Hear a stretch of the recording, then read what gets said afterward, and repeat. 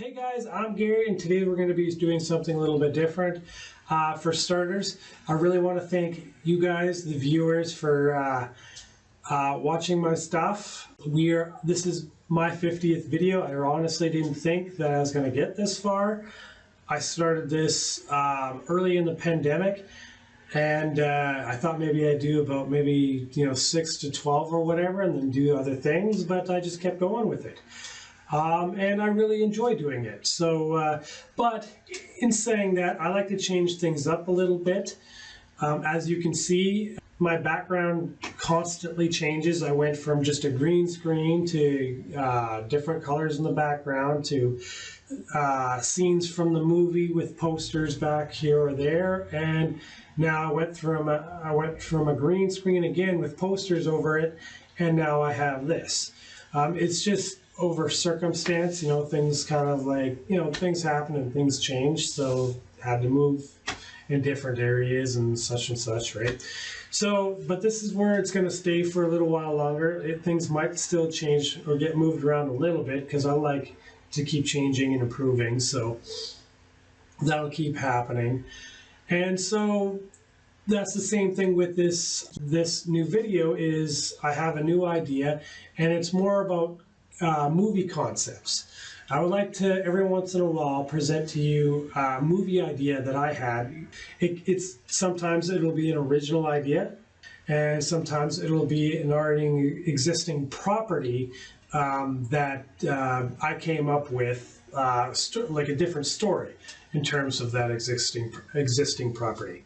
So yeah, so I hope you guys enjoy, and here we go.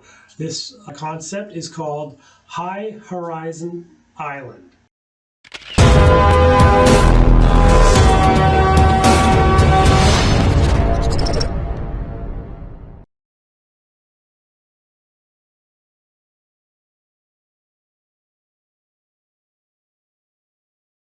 So to get things started, this is a bit of a disaster film. It's set in the 1700s, the lower end of it. I would say between the turn of the century in the 1700s to maybe 1730. Also, this concept is not going to be historically accurate. I didn't do too much extensive research on it. It's not a screenplay yet. It's just a concept. And it's basically about this ex-soldier who's done a lot of damaging stuff in his life, and really just wants to live a peaceful life in his later years. He's got two sons, one in his 20s and one in his teenage years, that the story will focus on as well. But the story is basically about this main character, and I'm going to just say his name is Gibson because I just pictured Mel Gibson in the role. I pictured The Patriot because it's around the same setting, and I've always liked Mel Gibson movies when he's in like Braveheart or The Patriot, or like roles where he plays like a huge leader. So here he'd play this somewhat leader that people really look up to, really respect, even though some people really know that he's got a really dark past. And so this character comes up with an idea to make a community on an island separate from the mainland, with all the violence and the Civil War and everything that's happening on there. And this, of course, is set in the United States of America. So he has this plan, and he's going to make this happen. It's his dream now.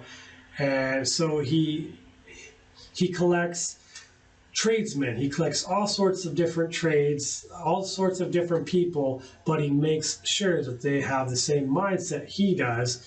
And he, at the same time, wants to keep the island a bit of a secret so that he doesn't have the enemy come in and destroy the entire idea.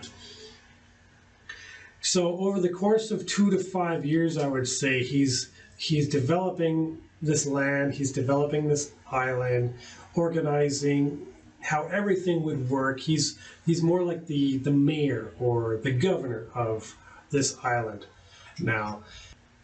as soon as he's got everything under control and everybody's on it, and you could say that's like a population of about 1,000 people.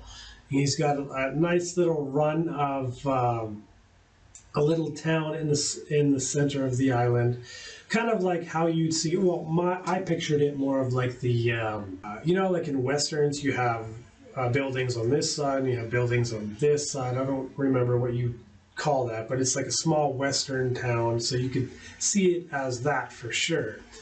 And then you have like that, what do you call that, the corduroy road in the center. Like you picture it kind of like that, and it's like a small town, and you got little houses along the island in different areas, right? And a school behind the towns.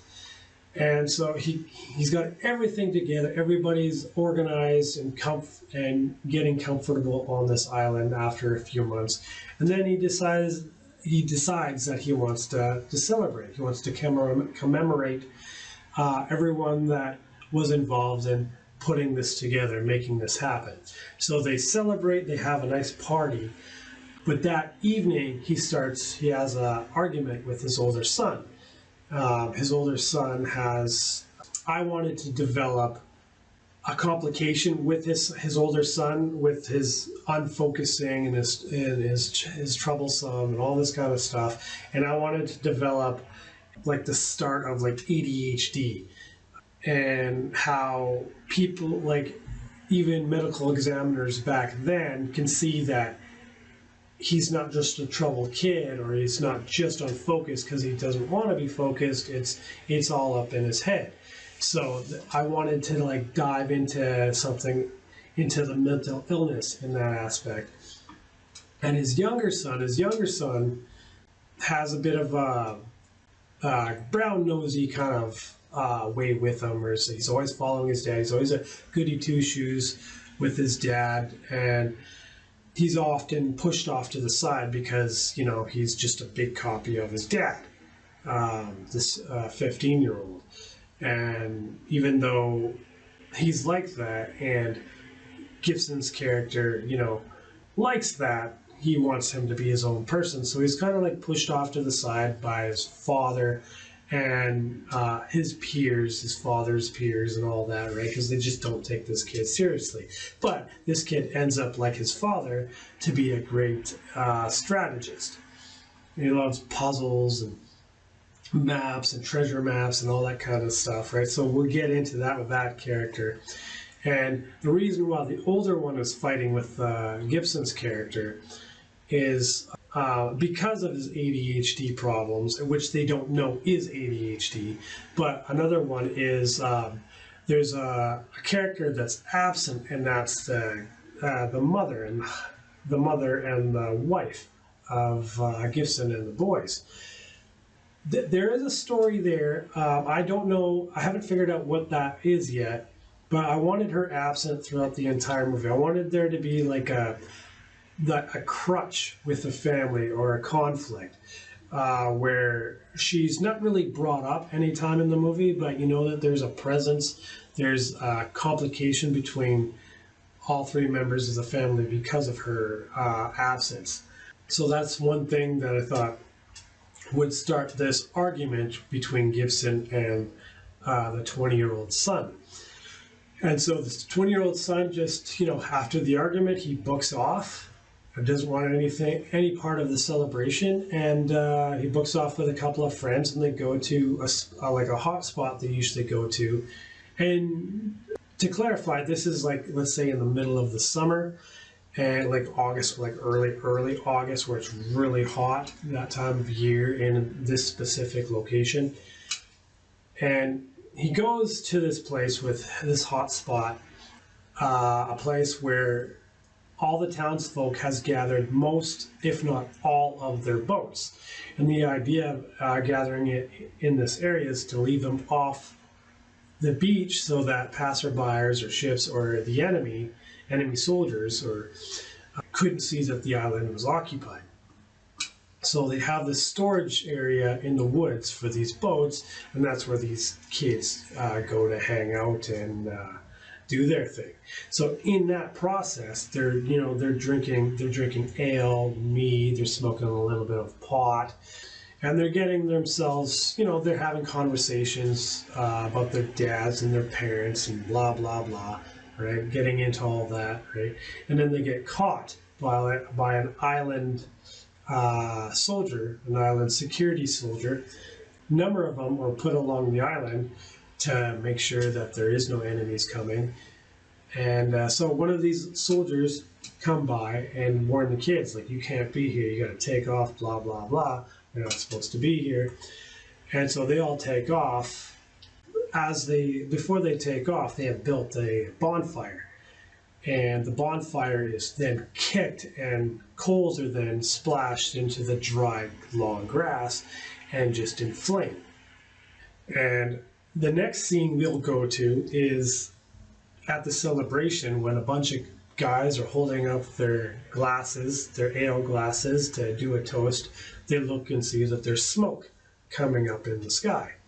And it's instantly like, fire, fire, fire, right? So without hesitation, Mel Gibson's character leads a bunch of men to the ocean with dozens and dozens of buckets, fills them up and goes straight to the fire and tries to put out the fire as fast as they can. But what they don't realize or anticipate by the time that they get there is that, like, all the boats are now inflamed. There's not one single boat in that area that's not on fire.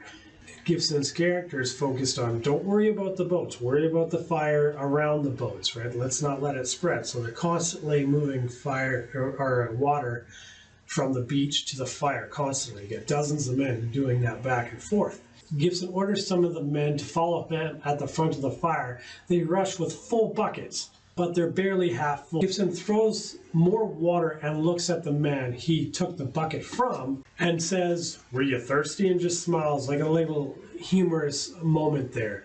The man explains that it's too hard to keep the water in the bucket while they're running rapidly.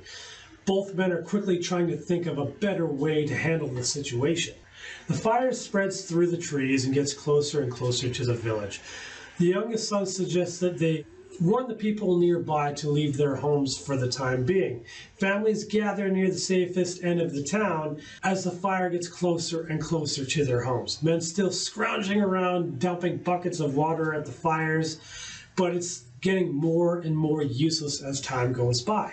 The fire then takes out one home. Everyone gazes at the destruction it's causing, but Gibson and others don't give up. Several homes and markets are now burned in flames. With the men tirelessly running back and forth to the beaches, to the fire, some now are staying to fight the fire as others grab water, alternating turns. Now about 4 hours have gone by and they're losing sunlight. Men are slowly giving up, but Gibson pushes them on forward. He also is with the men constantly tossing water into the fires. So he's just like the leader, really pushing on. But the fires rapidly jump from one building to the next, and soon half the town is gone. One of the men suggests finding a boat and getting the hell out of there and getting help. But they are miles from the mainland. It would take 2 days to get there. The fight continues through the town. It is now dark. Several men, regardless of Gibson's orders, took off to find a boat. Another man said that the boats were in the trees and burned, but others are suggesting that there are several boats around the island that were kept hidden from Gibson's character. Because the fire is getting wider and thicker, smoke is also heavy, and despite the townsfolk being a mile from the fire, people are coughing hysterically. Some men knew what to do, and others followed when grabbing water from a well and dampening wet cloths to cover the women and children with. One of the young men who were at the bonfire earlier that day, the one who kicked the coals over, came running with 2 buckets of water still full. He is known to be the great runner of the island.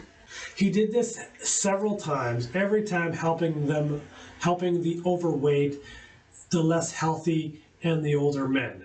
People cheered him on, but this last time he leaped over a log, he landed on a stump in the ground and twisted his ankle. He fell sideways into a smoldered bush that are seconds away from becoming inflamed. Struggling to push himself out, he's in such pain. The water that he dumped around him keeps the bushes damp enough, but slowly the heat is getting to him. He jumps out of the bushes, he hops and yells for help. And as soon as men come to him, he tells the men to pour water and make the ground around the fire wet instead of pouring it directly on the fire all the time. It's proven to slow the spread, and it may help, he suggested.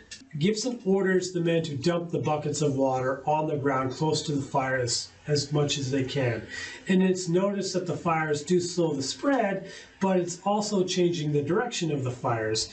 And now it's headed towards a small school, a small distance away from the town center. It has now been 7 hours and it's pitch dark outside. The fire have taken over nearly half the island and has obliterated the town. The fires had spread in half a dozen different directions now and has made it difficult for most men to focus on one fire, but it's made it easier for other men to focus on fires that are closer to the beach. At one point, several women and children are trapped amongst a fire and heavy shrubs. The older son, the troubled son of Gibson, hears screaming from a distance and races towards it. He hears their screams getting louder and closer. He grabs a nearby sword in a holster left by a soldier that laid on the beach with a pair of pants. He slashes the shrubs and branches like a machete, eager to reach the trapped people, but is hesitant as he feels the intense heat on his face. He gets closer though to the fire, and not 20 feet away, he hesitates for a moment but then continues again. He reaches an open area and sees 2 teachers and 6 children huddled around in the middle of a surrounding fire with wet cloths covering their faces and looking ready to die as they yell out a prayer. Then the boy grabs a woman's hand and yells out for everyone to hold on. He then pulls everyone to the broken shrubs and saves them. Back at the main fire, Gibson's youngest son suggests men travel only several feet before handing the buckets off to another man, like an assembly line. Soon there are half a dozen assembly lines that are aimed directly towards the fire. By this time, all the island's men, women, and children are on the beach close to the ocean waters, with just the clothes on their back and some items. Now it's been about 14 hours, and the entire island is just engulfed in flames, as the townsfolk watch in sadness at the once potentially peaceful island. By the end of this film, the father becomes proud of both sons and in their attempt and success of putting out the fire and saving lives. And the boys, along with Gibson, work to rebuild the island's community with safer precautions for fire safety and co-found a service called firefighting.